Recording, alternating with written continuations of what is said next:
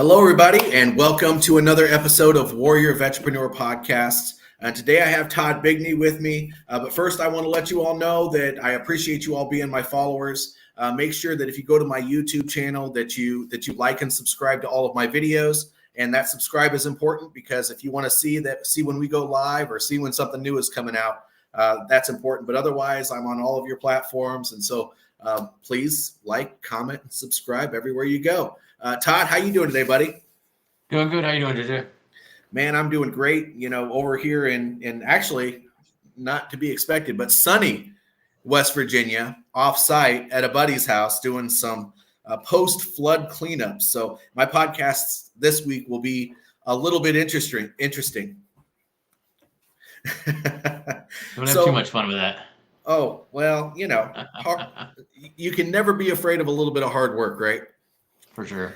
But no, thank you so much for coming on my show. And, you know, as a military retiree and an entrepreneur, and with all of the things that you've done in your past, I would love it very much if you would tell a little bit about yourself and share that transition journey and that where the spark came from that led you to entrepreneurship, if you wouldn't mind.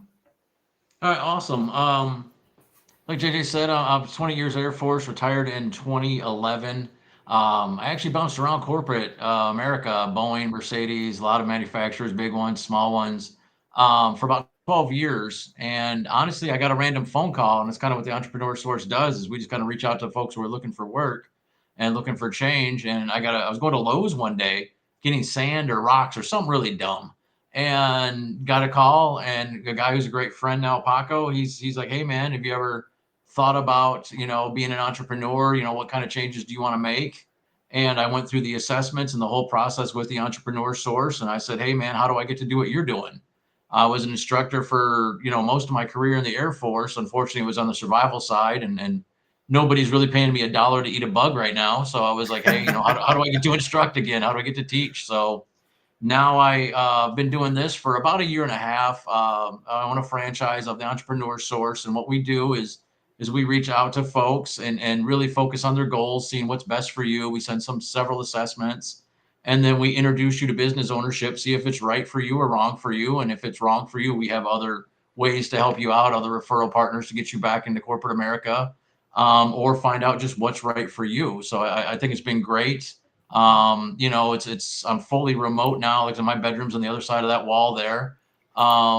It's changed my life dramatically being an entrepreneur. It's given me so much flexibility, so much freedom. About 5 years ago, my wife had cancer, and the job I was with, they let me go because I was missing too much time, and legal or not, whatever, but it's gone. And now, unfortunately, we're going through it again. And I just made a couple of emails like, "Hey, I got to move my calendar around. Let's fix this." So the lifestyle entrepreneurship brings you is probably, if not as important, more important than the income it brings you, because it's the freedom. It's the not ever having to work for a bad boss again. For me, it's been phenomenal. Well, that's excellent.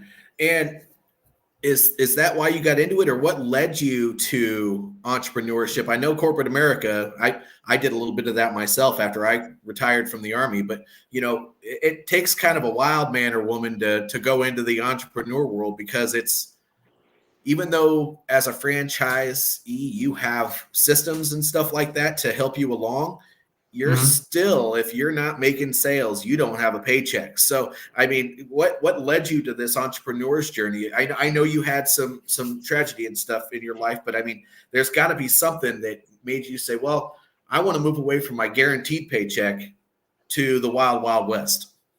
Well, for me, I've always wanted to own a business. I just didn't know how, and I didn't know like what. I'm one of those jack of all trades. I'm good at everything, but not great at anything.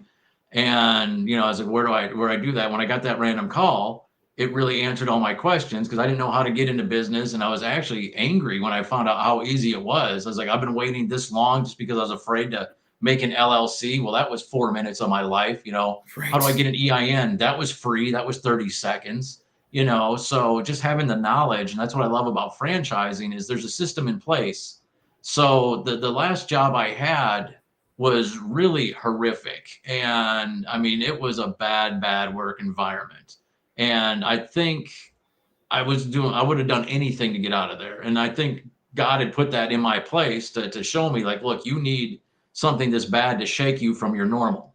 And what we found is, we think we get a check in corporate America every 2 weeks, every week, whatever it is, and we're comfortable and we're secure. Well, you are until you're not. Right. I mean, you can look at the guys at Boeing. 17,000 people just got laid off for something they didn't do. Somebody 7 layers of management up made a decision, and you're out of a job. And so jobs aren't as secure as we like to think they are. Nothing's secure. When I do overtime now, I'm making me money. When I'm not making a boss I hate, I'm not making his boss's boss money. I'm making me money. And I'm living this for me. I'm putting all this effort in for me and my family. And that's what I love about it. So there was the pusher for me it was something I wanted to do all along. I just didn't know how, but it was really being in a super toxic, bad work environment that propelled me to make that jump, where this normal jump, like you're saying, is a huge jump, jumping from the East Coast to to London. But for me, I feel like I was just jumping over a mud puddle, because I would have done anything to get out of that scenario. And I'm grateful that that's what had to happen, and it happened, and I made the jump. So it's been a blessing. Well, that's awesome. And I think that my personal opinion, and I won't share my specific reasons, but I think veterans, especially, we make excellent entrepreneurs because of the lifestyle that we lived, and always constantly being thrown into the fire. But to you, in your journey, what are some things that about your service and the things that you've learned throughout the years that, in your opinion, whether it's leadership or whatever the case may be, that has made it not easier, that's not the right word, but has helped you along to success in your franchise? I think myself, along with all veterans, we meld so well with franchising because we follow orders. We've had technical orders, do step 1, 2, 3, 4, and you're going to get the job done. And that's exactly what franchising is if you do the steps in order, we've proven it's worked. Now, all you have to do is follow orders again, and boom, it's your success. Now, a lot of people think, franchising is, McDonald's, Subway, Wendy's. It's not. There's so much more out there. And, I have 250 different ones I work with, and we're in all kinds of realms. But it's cool because veterans are so welcome, and they're almost favored by most franchises because we do well. We know how to show up on time. We know we're just so much more disciplined, even though I was Air Force, and I know everybody else is going to get a dog at it. But this isn't rocket surgery, man. This is really easy. There's work, but we are working at work. You're working for somebody else. But as veterans, we also have this shared brotherhood where, I didn't know you up until, we had a quick chat, and it turned into a wonderful chat. And you were Army, I was Air Force. I have clients who are ex-Army officers or retired Army officers. I was enlisted. It doesn't matter. We had the same story, like, how we left a highlighter in our cargo pocket and washed it once. It's just, we all go through the same thing. We all probably been at the same bar in Germany at some point. We've all done something. So in the entrepreneur world, there's our small business owners, and you're kind of on your own, but you still have other veterans you can lean on. And in franchising, there's veteran groups that are out there. I know just within ours, there's a couple hundred coaches that do what I do, but there's a small group of us veterans who are, with each other through this journey, and we're able to reach out. And again, all of us have different backgrounds, officers, enlisted, Army, Air Force, whatever it is. But we're a brotherhood and a sisterhood. And it's just great to have that backing no matter what we do. Something like this is going to happen through another veteran. Yes. And that's why this veteran group any veteran group is just wonderful that we have each other. You're so right. Let's talk about mindset. So when veterans get out, a lot of times what happens is they go through, especially people that have served as long as you and I, we kind of go through a little bit of identity crisis, and we kind of lose our way. How wonderful is it to have an opportunity to take a proven system and implement it, but how important to changing that mindset to kind of keep the way you were when you were on active duty to be able to continue on in a business, in your opinion? It's important to be, again, it's that structure. When we were active duty, I didn't have to worry about what to wear. I didn't have to worry about, do I have to cut my hair? Where am I going to live? Where am I going to work? And when I retired, I was blessed, and I was in 28 different countries, but the biggest culture shock I ever had was retiring. And I swear I spent the first 2 years like, you do that for a living? You make money doing that? That's a job? There's just so many things that are out there that we were sheltered in the military. If we like it or not, we were sheltered. And, I got out, I'm like, what's a copay? You pay that. I'm not paying that, So there's so many different things in the real world that we had to experience for the first time. It's almost like we were 18-year-old, 40-year-olds going out there and seeing the world. But maintaining that, discipline is a lot, even though, again, I was Air Force, I get it. Still had to wake up early, still had to go to work on time. Still had to check into the hotel in time for you guys, but it was still the 5-star rather than 2-star. Exactly. I had to have a doorbell in front, but but either way, there's a level of discipline that veterans bring that's just not in the civilian sector. One of my biggest problems that I would go out as an operations manager or branch manager, in the military, I'd be like, hey, Dave, go do this. And Dave went and got it done. I didn't have to worry about it. I got in the real world and it was, hey, Dave, go do this. Well, F you, dude, like what, F you, F-ing me. And then also I'm in HR for swearing at a person that swore at me. So right. It's really more of a complex area in corporate America, the structures that we're not used to, where now I establish the culture. I establish, I am, as you guys would say, an army of one. I'm the only one that works on my business, although I have a team of 100 people behind me that I can pick up a phone and make a call. Like I literally just got off a call with our computer folks, and they do all my social media for me. They do everything for me. And it's just part of, the process. With a franchise, you have a team, and just like having the veterans, I have somebody to turn to for the business stuff too. So it's a great thing. Sure. No, that makes sense. And there are so many other reasons as well, but the mindset, I think that when we were in the military, we were always given things that seemed like too impossible to accomplish, and we did it. I mean, just because we had to get the job done. And so that's a lot of a corporate America. They don't think that way. If it's too hard, they pass it on. They pass it on up the line and say, I'm not doing that. and we never really had that option, but there are so many other things. But, in franchising, you do have that back office. So I would really love it if you wouldn't mind real quick, because this is going to benefit you. And I'll ask you to put a plug in for your business after this, but franchise ownership versus starting your own business. Would you be willing to talk a little bit about the difference between the two for us for a couple minutes? Sure. Starting a small business is awesome, but you have to have your own idea. Then you have to figure out everything on your own. So you're going to hire lawyers, you're going to hire accountants, you're going to hire marketing people. You're both ways you're going to spend money. But when you spend money on a franchise, you have their concept, you have their supply chain, you have their everything. Somebody's done this 400 times already, so you don't have to reinvent the wheel. Where a small business, like I said, it's just you and whoever you've brought in with you to make that happen. So you're going to learn different lessons, different ways, because, as a small business owner, you're literally flying solo. So you're going to spend the money by making those mistakes. You're going to spend that same money, like I said, by hiring all those slew of people you need. And then figuring out your own supply chain. Figuring out first, you need an idea as well, So that's what I like about the franchising is like, oh, that's your idea, that's your everything. You're letting me be part of that. Great. Here's my pain is up front. I have to pay for it. So that's your pain. Is franchising costs a little bit more money up front, where small business ownership, you get to pay that in increments of, okay, now I'm paying my lawyer, now I'm paying my accountant, now I'm paying for the rent, whatever it is. And again, in franchising, there's a lot of different models. There's remote. There's the same way as small business. You can go out and buy a building, rent a building. You can have employees. You can not have employees. And that's one of the things we explore is really what are your goals? We call it your ILWE goals, your income, lifestyle, wealth, and equity. What is it that gets you there? And like I said, lifestyle for me was a big thing. The one thing I did learn through the military and through corporate America is I'm really bad at working for other people. I always said I would have hated to be my boss because I was one of them jackwagons that had to spout off whenever something was there. But it is what it is. And now I don't know I have a bad boss because it's me. So it's good. My boss makes bad decisions. I don't know. I'm the one that made them. So it's good to know that. But we're there. So That's true. One thing that I notice about having a business of my own is that, when the benefit is you make your own schedule and you do work when it needs to be done.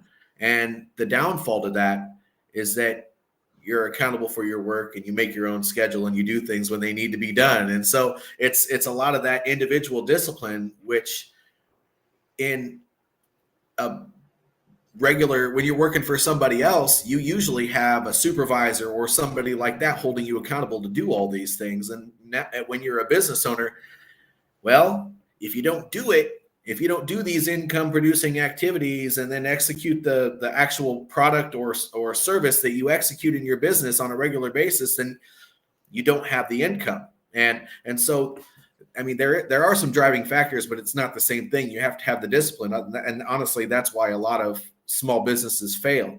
But yeah. Tell us a little bit about the typical, I mean, you can't speak for every franchise because every franchise is different, but what does the back office support look like for a franchise? And I would just say typically. Okay. There's several different models, but what we do is like I said, we work with 250 different franchises, but we vet every franchise to make sure that they're going to treat you well. We call it C3 training, and I probably should know what the 3 C's are, but it's like customer care and another C or something like that. But either way, it's making sure that whoever deals with us is dealt with as a person. We're looking at you as a person. We're not just, hey, because there's franchise brokers out there, and that's where we different. Is a franchise broker will call you up and say, hey man, you got 50 grand. These are my choices. This is what you're getting. Right. We look at you as an individual. We figure out what's right for you. Is business ownership even right for you? Because it's not right for everybody. And I've told people that I don't want to set them up for success to where, hey, yeah, great, I got your money, but now you're going to go out there and fail and lose that money. That's not what I'm about as a person or, we are as a company. So Right. I love that, the full integrity, but training, there's a training fee for us. And at first I thought it was way too much, but now I don't think we paid enough. We have a book, Your Career Revolution. It's an actual book. I should have a copy of it here, but I don't. And it was written by our founder, Terry Powell. And we give that to each client. We read the book. We have to go to what we call phase 1 training, which is a week up in Connecticut. Then we're assigned a coach that we talk to weekly. We have a peer performance group, which is a group of us coaches get together every week. Then we have phase 2, 6 months later, where we do Zoom meetings for a week and do more training. It's just constant training, and it's amazing. We have a monthly mastery series of training. We have a monthly education center, education session training. So, I mean, we just don't stop with the support. Like I said, somebody runs our social media for us. Our LinkedIn, our Facebook, our Instagram, TikTok, whatever you want, they'll set it up for you, and they post 3 videos a week. It's pretty amazing. When I first started, my wife comes to me and she's like, you're taking this pretty damn serious. I was like, what are you talking about? She's like, you just did a huge post for International Women's Day. And I'm like, yeah, that's me. So it was, it makes us look very professional, it puts us out there. They manage that. Like I said, all the legal stuff's taken care of for us. Like I want to get in and start making a commercial. And so I called them up, and I literally just had the call, and they're like, well, all we need to do is just approve it because it is a brand. I get it. So they don't want me out there spouting and spewing weird stuff. But as long as I stick with a message, it's still my message. They just want to make sure I don't go too off brand. So Right. It's understandable. So they do a lot for me, and the CRM, the whole system is there. We have a LinkedIn recruiter agreement through them that normally would cost me it was like $1,300 or $1,400 a month, but it cost me $100 a month because I'm doing it through the company. There's so much marketing. They have a call center for us, and that's pretty typical of the kind of support you get from most franchises. There's I'm not saying every franchise is bad or is amazing and is rainbows and unicorns. There's stress, there's hard work. There are bad franchises out there, none that we represent because we vetted them. I have a friend that owned I won't say the name of the gym, but it was a gym, and she was like, dude, do not get into franchising. They were hammering her for $30,000 a month to redo the carpets and do new equipment. And, there's people out there that are just looking to get money, but there are also franchises out there that are looking to grow. And that's what they want, is their brand out there. And obviously, as a franchise owner, if you do well, they do well. So they're going to do everything in their power to help you out. And so I love that there's a ton of integrity in the business that really shocked me. And I love that, and coming from the military, that's what we're all about, or most of us are, trying to still be about. And just to be fully transparent, there's rules in place. I'm sure everybody heard the Ray Kroc and McDonald's thing back in the 70s, how Ray Kroc took McDonald's from the McDonald's family. Because of that, there's a lot of laws in place. I can't sit here and say, hey, if you open up this thing, you're going to get $8 million a year. That's illegal. I can't say that. I don't know their numbers, so I can't speak their numbers. So there's a lot of rules, laws, and things in place to protect people buying franchises, which I think is fantastic. So it's not as scary when you have a team like me and other folks having your back as you're getting into this. It makes it not as scary. And then again, when it's vet to vet, I mean, we're just there able to talk openly with each other. We can swear at each other. Nobody's going to cry. And it's just, it's very wide open. And I've helped several vets. I've helped, folks that aren't vets as well. But then there's tons of veteran franchise discounts. I have some that are as much as 50% off the franchise. I have one that almost just gives veterans their franchise. It's pretty amazing how low it is, but it's still, the veterans are very respected in this world. They're our number one thought before we say we're going to do this. Well, what do the veterans think? Because that's really who we lean to first. And then we let other folks kind of follow their lead. Okay. Well, I mean, that's good. I mean, while you were going through your process for business ownership, what is one thing that you wish somebody would have told you earlier on as you were getting started? I think the tax rules and stuff, there's difference between just having an LLC and having an S Corp and a C Corp. And I had zero business acumen coming in. I really, and that's what most people but getting into franchising really don't have, that business background. And that's where they do help, because they show you, here's a checklist to set it all up. But once you get to learn things like an S Corp, you're going to pay on average for about $100,000, $9,000 less a year in taxes. So that's part of the business ownership is, we go out to a meal, it's a business meal.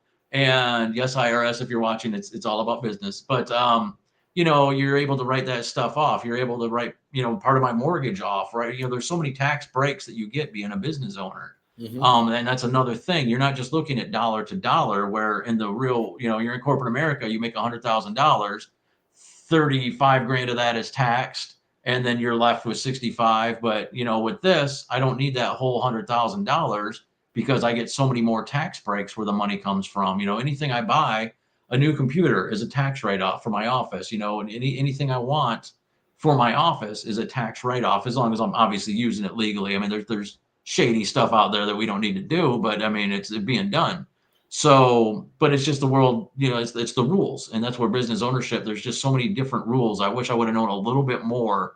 But that's how you learn things. You don't know what you don't know until you know it. And that's where I spent this year kind of growing as a business person and getting out there and learning different things, different rules, different, I've talked to several accountants, I didn't know there was a difference between a bookkeeper and an accountant. A bookkeeper does your books for the month and an accountant does your taxes. It's like, yep. Newsflash. So now I have both. Newsflash. Yep. But well, and it's more than that too. I mean, even the things that you would pay for just to exist in the world of technology. I mean, there are so many write-offs. Business ownership makes life. I mean, you have to be organized a little bit, but otherwise it makes life even better. I mean, if you have to pay internet to get on the computer and do stuff. Honestly, a lot of these CRMs for business, it's online. So that's automatically a tax write-off. And that's something you're probably, if you're a home-based business, you're going to be using that for yourself and your whole family. But it doesn't matter. Since you use it for the business, you get to write it off. Exactly. This fancy thing. Yeah, the cell phone, that gets written off. I mean, there's the car that you drive. I mean, if you go around to different places, every mile counts towards money that you can write off as well. So the tax part, have had to learn a lot in the past 2 and 3/4 years as well, just because, man, it's different. And that, by the way, will save you. The reason we bring that up is because that saves you for paying the amount of tax that you would normally pay in corporate America. So you actually get to keep not all, More of your but money. most of that Mhm. money if you claim these things correctly. Right. And so That's why that's having the right people helps. yes. And that's one thing I wish I would have brought a team in with me day one. But Yeah. you know, I had to answer your question from the beginning. Yeah. Yep. Well, we're getting kind of close here, but I do have to ask this, and it's going to have a follow-up question with how to contact you. But if someone is on the fence and they are considering business ownership, what's one thing that you would like to say if that person was sitting right in front of you right now? I mean, reach out to me because we're not just about business ownership. We're about finding those goals out. And if your path leads to you owning a business, God bless you. If it leads to you getting back into corporate America, God bless you. It's your path. So the worst thing you're going to get when you talk to me is an education about yourself.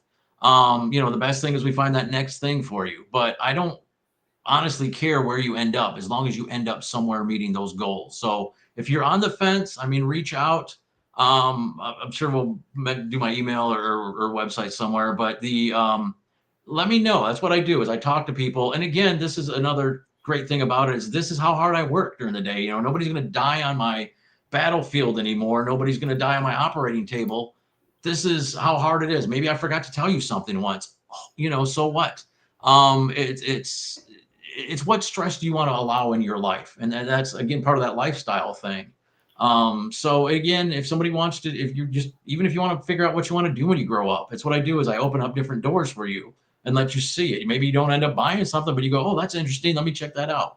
So there's different ways to move around this world. And that's what we kind of help you do is figure it out. Yep. So that's absolutely true. And so I just want you to confirm with me before I put the ticker up below. How do people get a hold of you? My website is tbigney, Tbigney, esourcecoach.com. And my calendar's on there. Just click it, book a spot, and I'll add the Zoom link and we'll have a chat, or I can call you on the phone, whichever you want. It's just a conversation. That's all it is. And that's how you make change is you initiate it. That's my site there on the bottom. And on the top right hand, there's a big call the coach meeting button. If not, there's a lot of great resources in there in the resource tab. There's all kinds of fun stuff to learn about. And there's testimonials. I mean, it's like I said, just if you're looking for change, let me know. Well, for now, I ask every single one of my guests this exact question. This has nothing to do with business ownership. So I'm trying to speak to veterans to go out there and be successful with this podcast.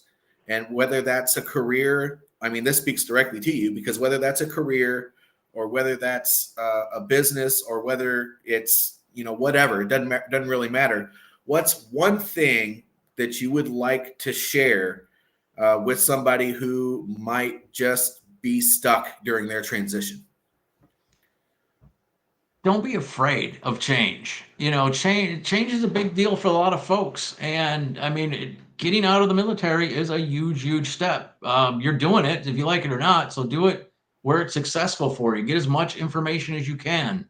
There's TAP seminars, there's all that stuff, but there's more. Google, hey, what's out there? Talk to folks like me who are career coaches. There's a lot out there. Some charge, some don't. We don't charge. That's a great thing as well that I love is I'm going to call you up, ask to help you for free. And that's my biggest hurdle is people don't believe I'm real right here. So I promise you, we're here to help. But make that change, do it for you, do it for your family, make sure you set yourself up for success during this transition. You've already done a lot and it's a lot that other people weren't willing to do. So make that count for you. Do that extra effort for you, for your family, and put yourself in a good position. That's right. And that's excellent advice. And what I will always put a plug in at the end before I do my outro here is that no matter what, when you're going into the sea of transition, make sure you become an expert with resources. We did that when we were in the military. We knew that we knew which S shop we had to go to if we had questions. We knew when to go to the orderly room, when to go to the mechanic, the motor pool. It doesn't really matter. We knew where to go whenever we had a question. when you transition out of the military, do the same thing. And if you're a business owner and you're new to the business world, whether you have a franchise or not, it doesn't matter. I do have a community. I've recently switched it to Discord just because I know there's live streaming options and stuff like that. But reach out to me. I would love to get you hooked up there. And it's just a network full of all of us veteran business owners where we can A, shoot the breeze, B, throw a lifeline out to the community, and C, meet other people so that you have a community. And communities really make things possible. They help you solve problems. They get the job done. Thank you, Todd, so much for being a guest on the show. I really enjoyed having a conversation with you. It was a lot more fun with the last one that we did, but this one's live, so we had to, No, I appreciate it, man. Thank you so much. Problem. This has been awesome. Yeah, it has. But now, if you enjoyed this show, please like, subscribe, share with your audience, whatever you got to do. But the most important thing always is to put a comment below so that we can keep all these conversations going. We need to help these veterans who are going through transition, starting business ownership, starting careers. It doesn't really matter. And we need to get them in communities so that we can solve this, I'll call it epidemic, pandemic, whatever you want to call it, of people that feel like they're lost and sometimes even do bad things once they get out of the military. So we need to solve that. And so we need to talk about these things. That's another episode of Warrior Vetrepreneur Podcast. And I will see you all next time.